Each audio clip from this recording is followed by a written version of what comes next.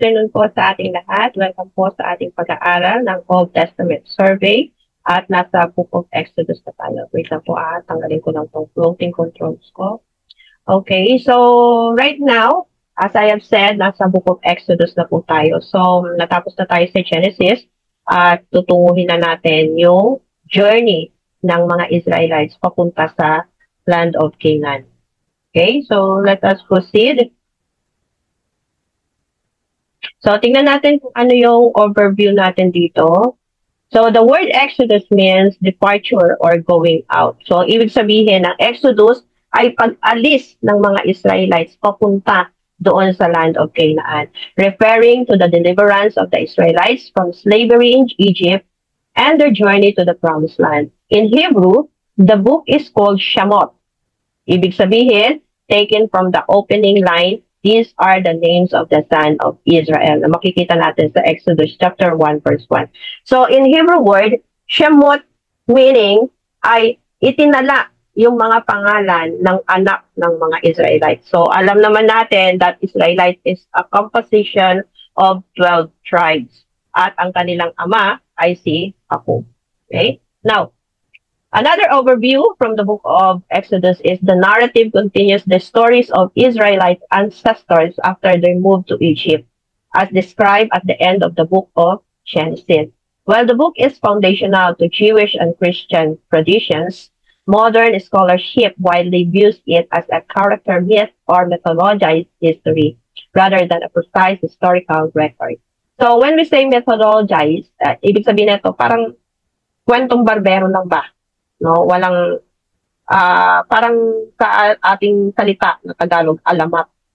So para sa karamihan, ang nangyari sa mga Israelites is parang alamat lang lahat ng naging kwento dito sa Exodus, sa books of Exodus. Pero hindi natin pwedeng sabihin na ito ay alamat lamang. Kahit na nga ba, no, hindi ito isang historical record na masasabi, but still, ito ay katotohanan. Hindi pwedeng pasubalian yung nangyari sa mga Israelites. Kasi kwento nila to story nila ito Totoong nangyari sa kanila. May mga witnesses dito Hindi lang ang mga Israelites ang nagpapatunay sa pangyayari sa kanilang buhay, kundi maging ang mga Egypto. And until now, ang mga Egypt, hindi nila tinatanggi ito na nangyari ito sa mga Israelites. So over centuries, the Israelites became a large population that a new Egyptian pharaoh feared. He subjected them to brutal slavery with decrees to kill their male children in attempt to stop their growth. So makikita natin yan doon sa pinaka-last na mga chapters ng Genesis. Mapapansin natin doon na si Joseph yung ginamit para mapunta sa land of Egypt yung mga Israelita. Kasi itong mga kapatid niya, benenta itong si Joseph. Si Joseph naman, katakot-takot na paghihirap kasi naging slave si Joseph sa Egypt. At yung asawa ni Potiphar, nagkagusto sa kanya at gusto siyang sipingan. Ngayon, ayaw pumayag na itong si Joseph kasi mabait yung amo niya sa kanya Kaya ang ginawa ng asawa ni Potiphar, inakusahan niya na re-rapin siya si Joseph. Kaya nakulong itong si Joseph. Pero dahil si Joseph ay nakakapanaginip, no, at nai-interpret niya yung mga panaginip ng Pharaoh, nakalaya siya sa kulungan. At magmula noon, ginawa na siyang governor. Hindi lang siya governor, engineer pa siya. So the book follows the life of Moses from his rescue as a baby to his divine calling to lead his people out of slavery. So hindi ko na masyadong bibigyan ng storya to kasi alam niyo na itong storya ni Moses paano siya naligtas, di ba? Papatayin lahat ng mga lalaking anak ng mga Israelites, pero nakaligtas si Moses dahil inilagay siya sa basket. At nakita siya nung kapatid ng Pharaoh, yung princess, at inadapt siya. So alam niyo na istorya niyan. Kaya punta tayo sa another page. God's intervention leads to the 10 plagues upon Egypt, culminating in the Passover, which compels the Pharaoh to let the Israelites go. The Israelites escape, crossing the Red Sea as the Pharaoh's army is destroyed. So alam niyo na rin ang istorya nito.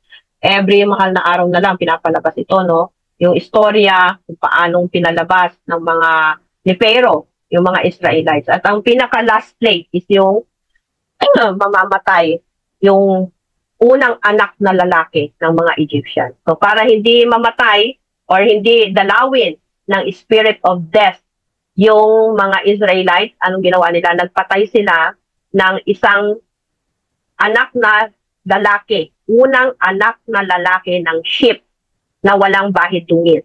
Walang pilay, walang dumi, walang mga kuto, kumpleto, perfect. Yun ang kinatay nila. At yung dugo noon, ipinahid nila sa mga hamba ng pintuan at ng mga pintana. Upang nang sa ganoon, pag nakita ng spirit of death yon, hindi niya papatayin yung mga panganay na anak ng mga Israelita. At dahil dyan, kasi namatay yung anak ng Pharaoh, so sabi niya, wala na akong kayang gawin pa. Hindi ko kayang tapatan yung Diyos ninyo. Kaya pinalaya na ni Pharaoh. Pero yung iba, nag-arise kay Pharaoh. Kaya ganitong ginawa nila sa mga panganay na anak natin. So huwag nating hayaan na makatakas sila, patayin din natin silang lahat. Kaya anong ginawa nila? Sinundan-sundan nila hanggang makarating sila sa Red Sea, kung saan doon dumaan ang mga Israelites. No? Ngayon, sa gitna ng Red Sea, namatay lahat ng mga army na ito ni Pharaoh. So the second half of the book describes the Israelites' journey to Mount Sinai, where God establishes a covenant with them and gives them the law, including the 10 commandments. So, nung nasa Mount Sinai na sila, nagkampo sila doon. 40 days and 40 nights, nandoon sa tuktok ng bundok ng Mount Sinai si Moses, at doon binibigay ng Diyos sa kanya yung 10 commandments. Now, for the formation of a nation, dito rin, unang-unang naitalaga sino yung mga magiging leader. Kasi nga, nagkakaproblema na si Moses. At sabi ni Jethro, pagod na pagod ka na, father-in-law ito ni Moses. Sabi ni Jethro sa kanya, itong suggestion ko, para makapag-concentrate ka doon sa paglusob natin sa Kanaan. Ibigay mo na yung mga maliliit na pagsusolve ng problema sa bawat leader. Kuha ka ng magiging leader sa bawat tribe. And then sa kanila muna iatang yung mga maliliit na bagay na pwede namang isolve ng bawat tribo. Hindi yung lahat ikaw nag-solve ng problema. Kaya, kung mapapansin nyo, dito pa lang sa Book of Exodus, ipinapakita na ng Diyos paano yung leadership eh. Dito pa lang sa Book of Exodus, makikita nyo na ang leadership talaga is very important. Lalo-lalo na sa church ngayon, no? Kung walang leader at lahat ng mga bagay-bagay ilalagay natin sa balikat ng leader, ma-exhausted talaga ang leader. Kaya kinakailangan ng leader ng mga katuwang, no? Especially sa church ngayon, kung i-apply natin ito sa church natin ngayon or sa panahon natin ngayon, needed talaga ng katuwang ng isang leader. Kasi kung hindi, mapapagod siya. Kaya nga ang lagi kong tinuturo sa inyo, di ba? Yung pananalangin, yung pagbibigay ng worship, yung pagbibigay ng devotion, iatang nyo na yan sa mga tao nyo. Kasi may exhaust kayo talaga. Mapapagod kayo. Bawat organization, sa bawat church, dapat meron talagang katuwang ang leader. Amen? Now, let's go to another topic para dito sa Book of Exodus. What are the key themes and purpose in Exodus? So, the historical background is crucial for understanding the book's themes and purpose for its original audience. So, mahihirapan man, pero sige, titignan natin. No? So, unang-una sa lahat, makikita natin dito na nagkaroon ng identity at ng liberation ang mga Israelite. When it comes to identity, nung nandoon sila sa Egypt, ano ang identity nila? Slave sila doon. Wala silang sariling bayan. Nakikibayan lang sila sa land of Egypt. Kaya ang sabi ng Lord, sige, bibigyan ko kayo ng isang bayan or isang bansa na kung saan doon kayo mananatili at magiging inyo yun. Kaya sabi ng Lord, i-deliver ko kayo from Egypt going to the promised land. And that is my covenant with you. Nasasamahan ko kayo saan man kayo pupunta. Ang pagkakadescribe ng dalawang espiya, si Joshua at si Caleb. Sabi nila, napakaganda ng bayan na ito. Talagang pagka tumira tayo dito, milk and honey ito. Pero yung 10 natakot eh. Kaya ang sabi nila kay Moses, huwag na tayo pumunta doon. Balik na lang tayo ng Egypt kasi mamamatay tayong lahat pagka talagang pinuntahan pa rin natin. Yung 10 yun, alam nyo, hindi nakarating yun sa promised land. Kasi wala silang tiwala kay God. Kaya yung iba sa kanila nagkasakit, namatay. Yung iba naman kinain na ng lupa. Yung iba naman ay as in hindi talaga na nakapasok doon. Kasi naggera, namatay sa gera, etc. So yan po yung isa sa mga tema at purpose kung bakit isinulat itong Exodus para makita natin na nagkaroon ng liberation at nagkaroon ng identity ang mga Israelites. What else? Covenant and law, na-establish din sa Book of Exodus, yung tinatawag na covenant at yung batas ng Diyos. So, mostly, yung mga batas dyan is moral, civil, and ritual legislation. Theological significance. The story of God's power over the Pharaoh and the gods of Egypt was a theological message affirming the unique sovereignty of Israel's God. So, overpower talaga ng Lord. Tatandaan nyo, nung inilapag ni Moses yung kanyang tungkod, naging ahas ito. Sabi ni Pharaoh, kaya din yun ng mga propeta ko. O, hali kayo, mga propeta ko, gawin din ninyo yan. So, inilapag din nila yung tungkod nila, naging ahas. Pero yung tungkod ni Moses na naging ahas, kinain niya yung mga ahas na naging, yung tungkod na naging ahas ng mga propeta ng Egypto. Kaya, sabi na, nakita nila doon na powerful talaga si Lord. At kahit anong gawin ng mga Egyptian, no, hindi nila kayang tumbasan yung kapangyarihan. So, let us look for the historical background of the Book of Exodus. Sinong author neto? Traditionally, it attributes to Moses. And the date it was written is around 1446 BC to 1406 BC or 1260 to 1200 BC, depending on historical interpretation. And the setting begins in Egypt, moves to the wilderness of Sinai. Now, what is the historical context? Israel in Egypt, after Joseph brought his family to Egypt, Genesis chapter 46 to 50 yan, this was the last part. No? The Israelites multiplied greatly over time. A new Pharaoh who did not know Joseph arose and enslaved them. So, naipaliwanag ko na yung kanina. Slavery and deliverance, God raised Moses to deliver his people from oppression through mighty plagues and miraculous signs.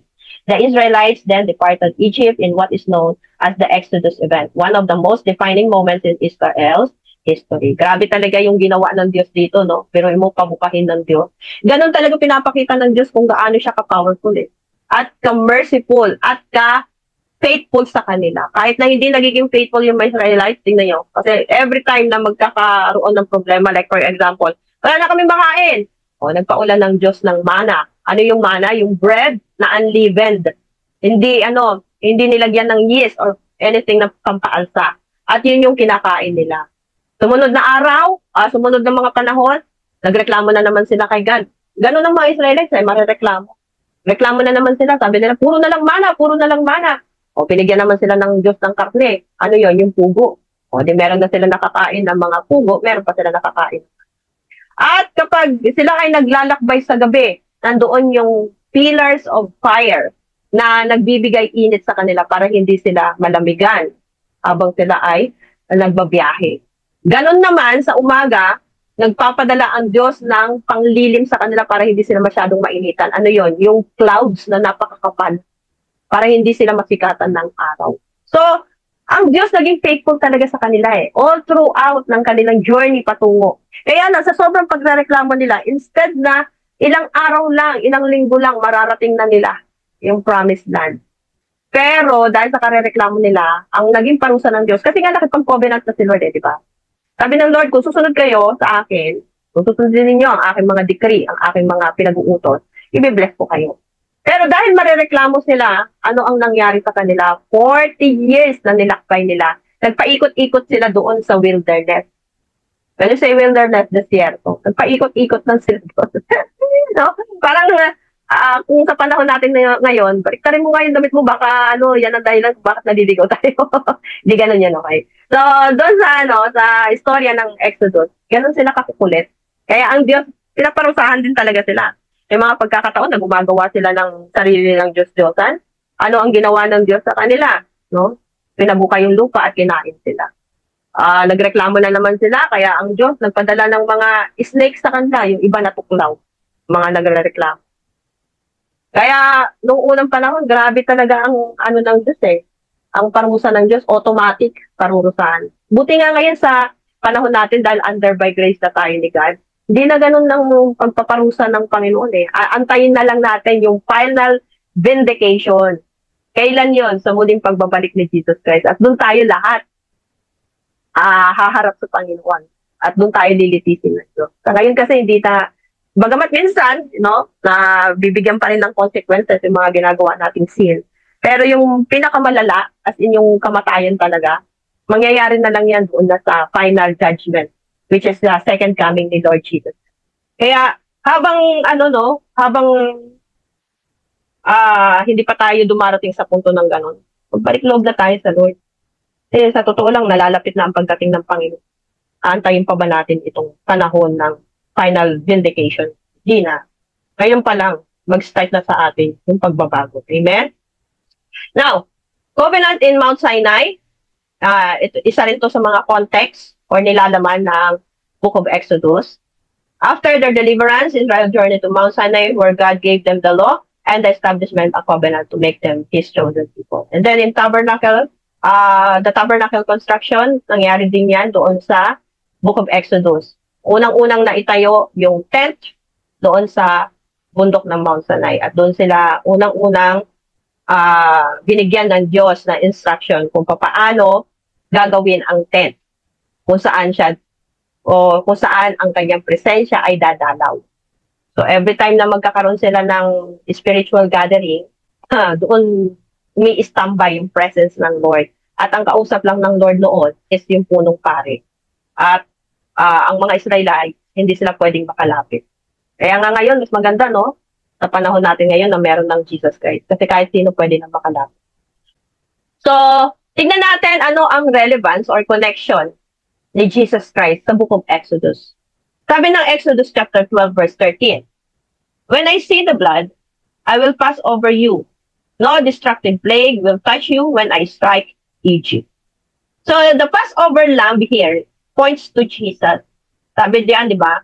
Kapag nakita ko ang dugo na inilagay ninyo sa mga hamba at bintana, sa hamba ng pintuan at bintana, ay hindi kayo magagalaw ng plague na ito, yung spirit of death. Sa panahon natin ngayon, kung i-connect natin ito sa buhay ni Jesus Christ, Jesus Christ is the Passover Lamb. Sinabi naman din yan ng John chapter 1 verse 29. The Lamb of God who takes away the sin of the world. So, dahil dyan, hindi ka pa pwedeng pakialaman ng demonyo. Kapag once na meron ka ng Jesus Christ, kapag silyado ka na ng spirit ni Jesus Christ, yung dugo ni Kristo ang nagbuo sa'yo. Kaya, hindi ka magagalaw ng aksidente, yes, mamamatay tayo, pero sa pamamagitan na lang yan ng sakit or pagtanda. Pero yung sasabihin na mamamatay ka sa kalamidad, mamamatay ka sa aksidente, hindi, spare ka ng Lord yan.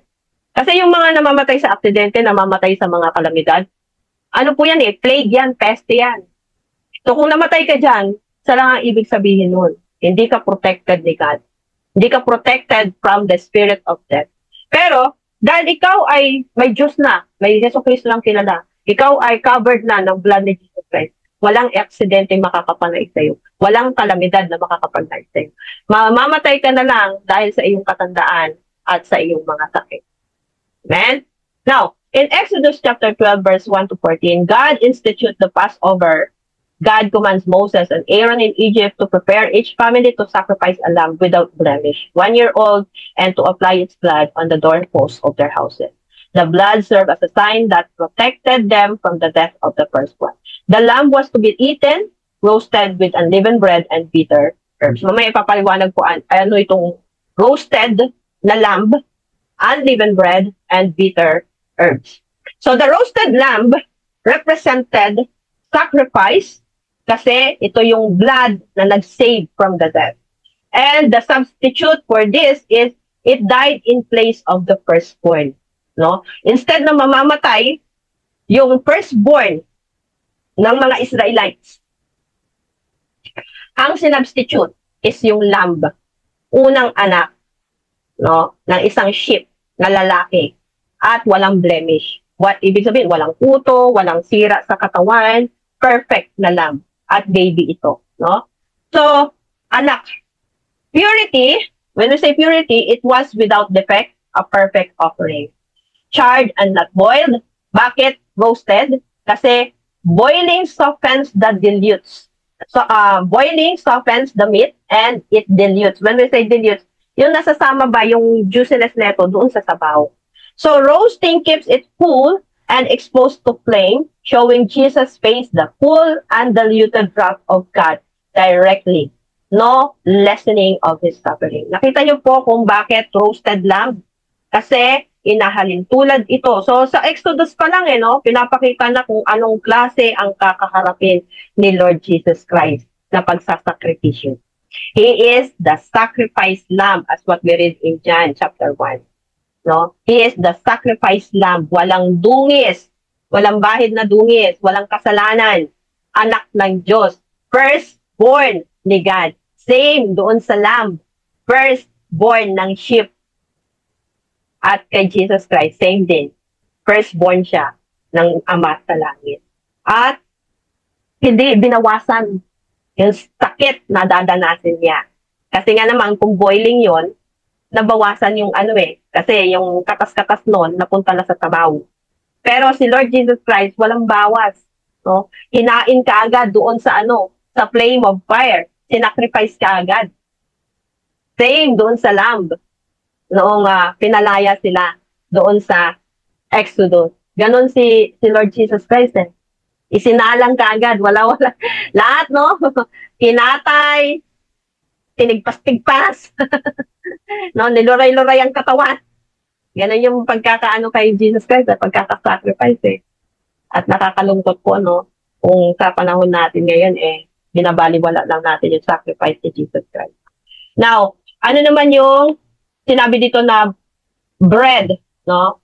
Ito yung manna, unleavened bread, doon sa panahon ng mga Exodus. It symbolizes Jesus as the bread of life. Eating unleavened bread reminded Israel that God saved them quickly. They must live as a set-apart, holy people, free from the leaven sin of Egypt. So, anong ginawa ng Lord? Ang manna is symbolizes ng kanilang pag-set apart sa kasalanan. When we say set apart, yung paglayo, paghihiwalay doon sa kasalanan. Therefore, unleavened bread represent the sinless body of Christ. Kaya nga, di ba, pagka magkakaroon tayo ng breaking of the bread, ano ang sabi ng 1 Corinthians?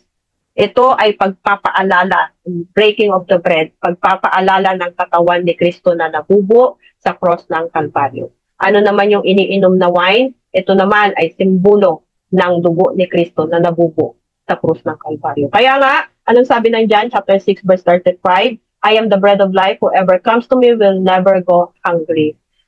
Ang mana, yun yung nagligtas sa kagutuman ng mga Israelites.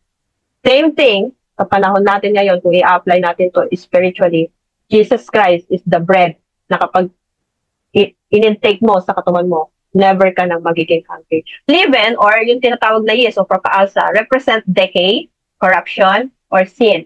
Because just a little leaven spreads through the whole dough.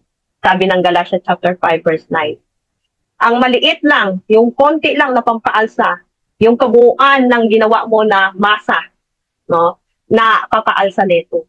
Hindi, pagka gumagawa tayo ng tinapay, especially tayong mga nasa Middle East, pag gumagawa tayo ng tinapay, natatandaan niyo po ba, konti lang yung nilalagay natin na yeast Minsan nga, half teaspoon lang At yung minasa natin, pag nalagyan na natin yan ng yeast or ng pampaalsa, hindi baga, after ilang minuto, yung buong masa, umalsa. Hindi yung kalahati lang ng masa umalsa, yung kalahati hindi. Hindi po yung kabuuan ng masa, no, yung arena na minasa natin, umaalsa ito lahat, buo. Ganon din ang kasalanan.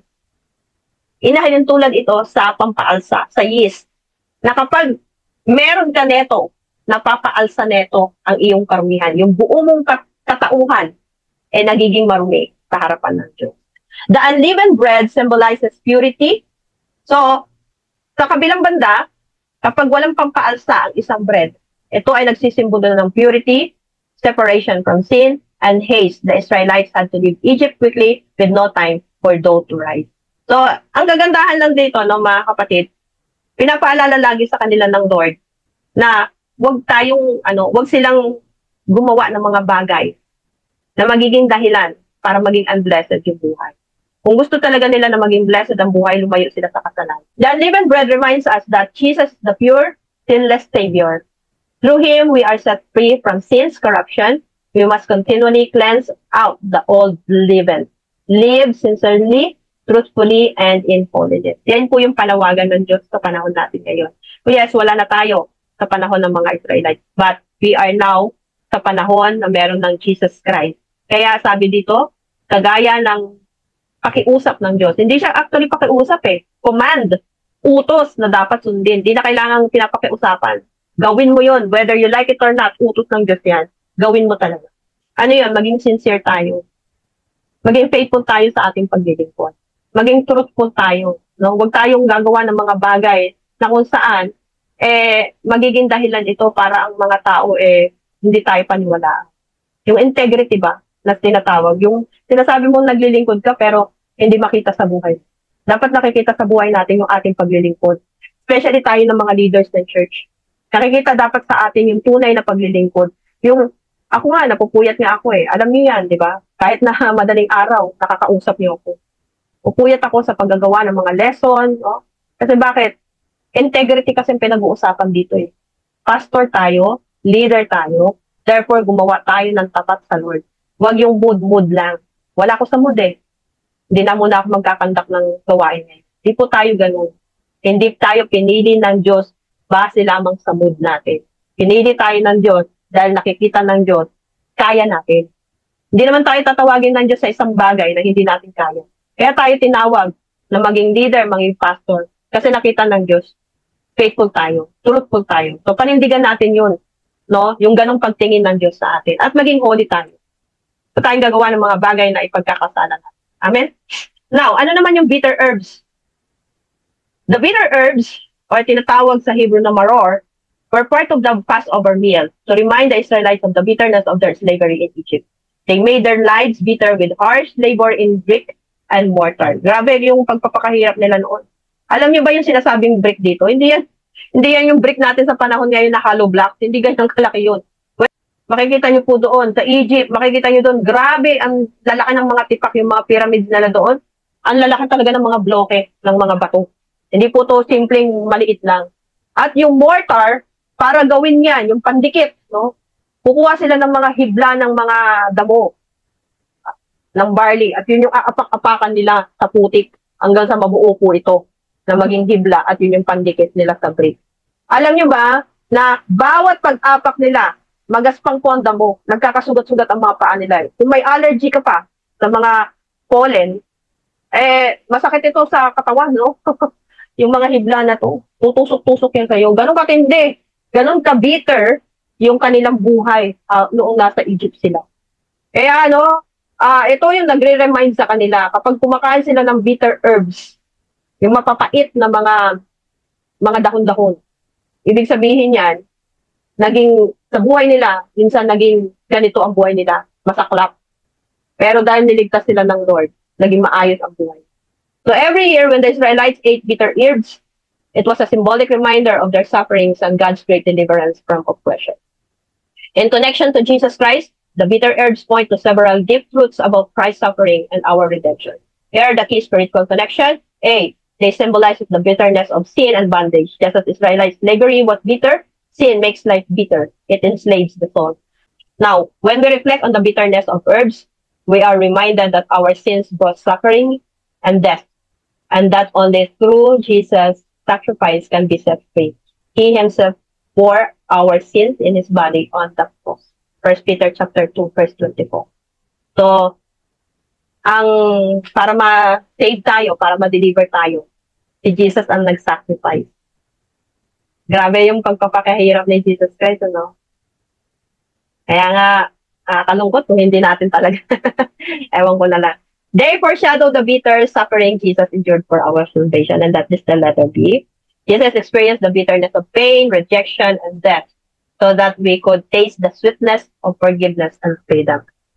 He was betrayed and abandoned by his friends.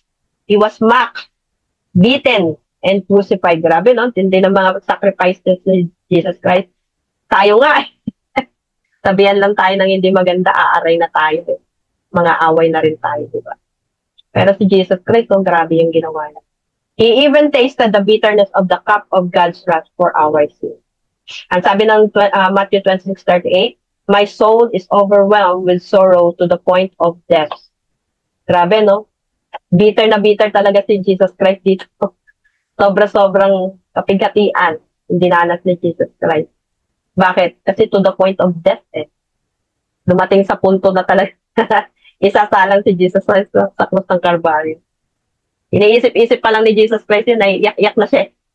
No? Sa sobrang agony niya, sa sobrang hirap ng nararamdaman niya, tumutulo ng dugo yung pawis niya, nagiging dugo na.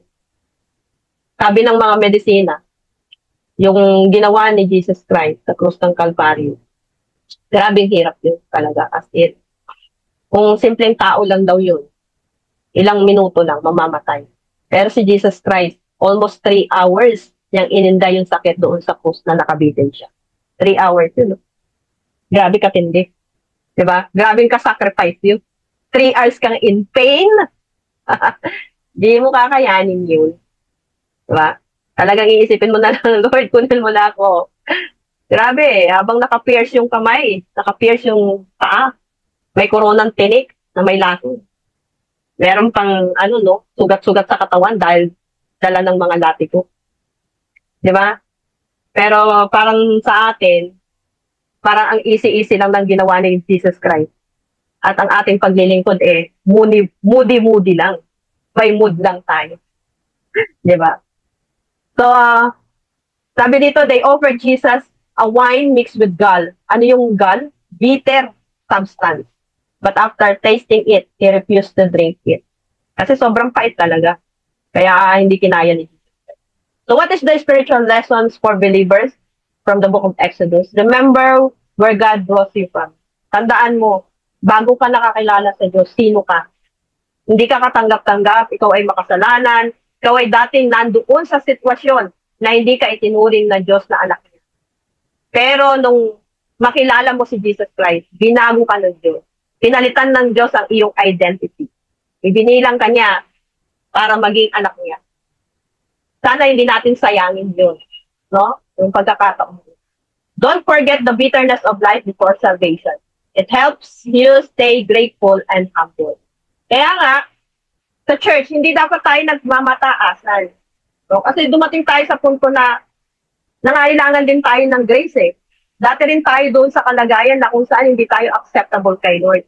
So sino tayo para manghusga sa ating kapwa kapatiran? Wala tayong karapatan noon. Hindi natin sila pwedeng sabihan na,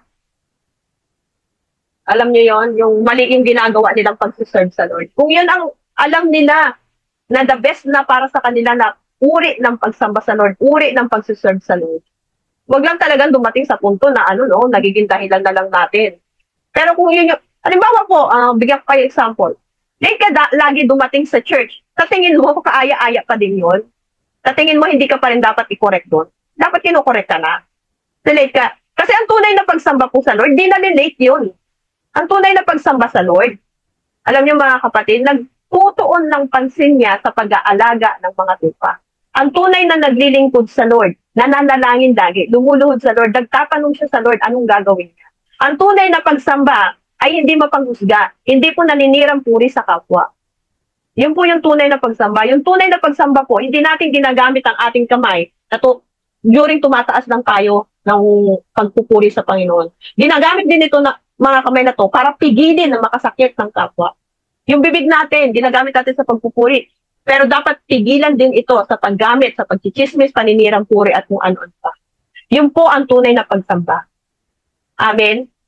Kaya mga kapatid, tingnan natin ang ating mga sarili. Anong kalagayan meron tayo dati? Now, sabi dito, salvation was free for us but costly for Jesus Christ. Bitterness can produce gratitude. Just as the Israelites turned their bitter experience into worship, our painful season can remind us of God's mercy and faithfulness. He has turned my mourning into dancing and clothed me with joy. So sana, itong Book of Exodus, magbigay ng matinding lesson sa atin. Na noong unang panahon, mahirap makalapit sa Lord. Ang daming mga sacrifices. Ang daming mong kakataying mga hari. At depende pa yung kung tatanggapin ng Diyos yung iyong sacrifice o hindi. Pero ngayon, malapit na lang ang Diyos sa atin. One prayer away na lang ang Diyos sa atin. Luluhod ka na lang. Hihingi ng tawad sa Lord. Isang panalangin mo lang. Kaya accept na ng Lord ang iyong kahingan doon. Hindi kagaya nung dati. Ang hirap makalapit sa Diyos. Salamat na lang kay Jesus Christ Kasi binigyan niya tayo ng panibagong buhay na hindi tayo pwedeng magalaw ng kahit na sino. Hindi tayo pwedeng ilayo ng kagutuman, ng kawalan. Amen? Kaya sana mga kapatid, makita natin ito. Now, for more last, main character in the book of Exodus, Moses. So Moses, he is the deliverer and the leader. How God dealt with Moses, God called him personally from the burning bush. God equipped him with signs, miracles, and power to speak. God tested and strengthened him through the people's rebellion and challenges. God revealed his glory to him in a special way on Mount Sinai. Despite his weaknesses, God used Moses as his chosen instrument of deliverance and giver of the law. The lesson here is that God uses imperfect people who are willing to obey him. When we trust him, he transforms our weaknesses into strength. Leader ka, may kahinaan ka, leader ka, imperfect ka. Pero dahil sa Lord, magiging perfect leader ka. Amen? Now, who is Aaron? Aaron is the spokesman and high priest. How God dealt with Aaron? God appointed him to assist Moses. God consecrated him for priestly service. When Aaron sinned, God showed mercy, but also discipline. So, hindi dahil may mercy ang Lord, hindi na tayo didisiplinahin. Mahal tayo ng Diyos, kaya tayo niya didisiplina. Nire-rip natin yung consequence ng ginawa natin kasalanan.